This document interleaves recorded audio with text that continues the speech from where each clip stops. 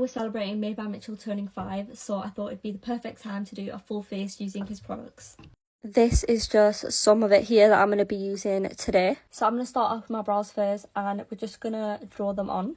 I'm going to go with a mixture of these two shades here. So the brows are now done, and I use the colour case. I love this product because you can literally do anything with this. I've got the concealer pot, but I'm just going to show you guys you can actually use this for concealer as well.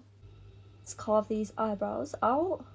Now the brows are carved out, we're going to start with the face, and I'm going to be using the illuminating primer. I have used this before. It's very shiny, makes the base quite nice and glowy. I don't know if you can see that shine already.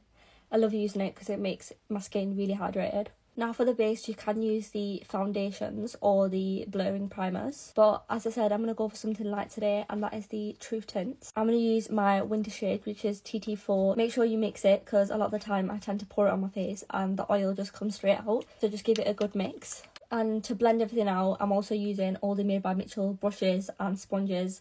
This is from the Holipop collection. We've got quite a lot of product on there, but let's blend it out. Product is quite oily, so you want to make sure you set it in place properly. Unless you like the glowy look, this is perfect for you. I'm going to use the bronzer out of this one, and I'm going to use one of my blushes from here. As you can see, this is the old packaging and this is the new packaging.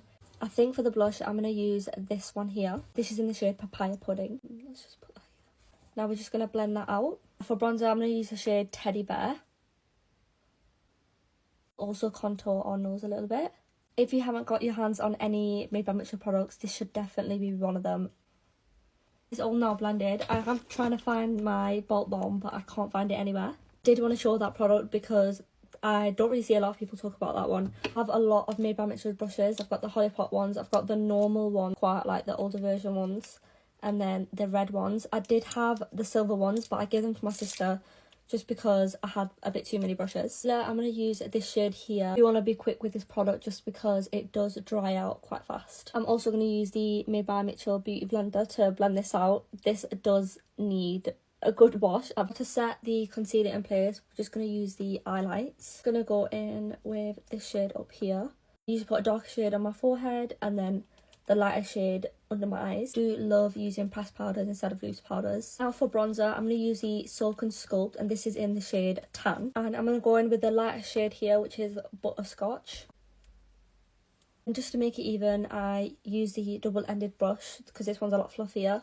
And then I just put the bronzer on there to put it on my neck. For the eyes, I could use the colour case, but as you can see, I haven't really used any of it. I'm still trying to practice doing eye makeup. I only recently started. If colour cases ever go dry, I definitely get a little bit of the swirl solution, which just helps less matte.